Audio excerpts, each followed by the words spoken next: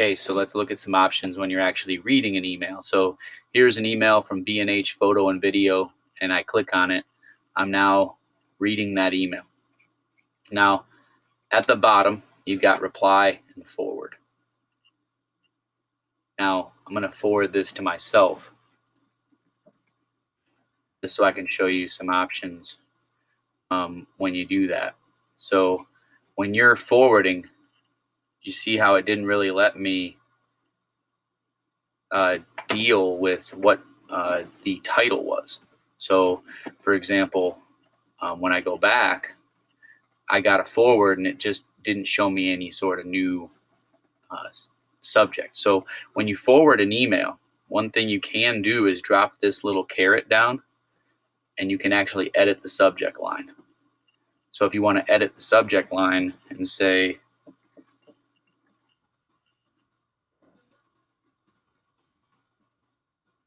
hey, can you check this out? You can do that. And that way, when it gets sent,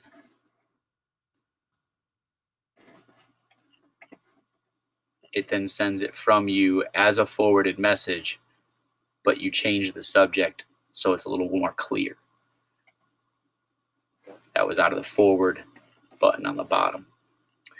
Now, other options. When you're at the top of an email that you're reading, this little arrow basically brings you here, and one thing you can do really quickly is unsubscribe from the sender.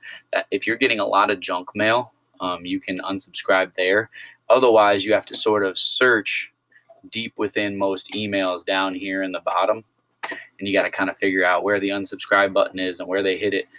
With your Gmail, if you just hit this little caret arrow, you can unsubscribe really easily.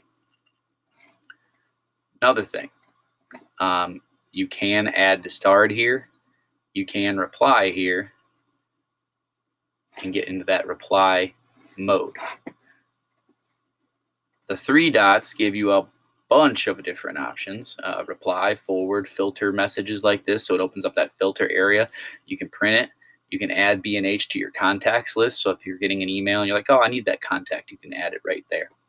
You can delete the message. You can block them, report them as spam, report them as phishing. All three of those basically are you don't want this email anymore. You can show the original. If you press that, basically pulls out the original email, and you could print that. That's kind of the nerdy look at email. You could translate the message. You could download the message. You could mark unread. Those are all in that button there. Print, obviously, it would be a print of that whole email thread.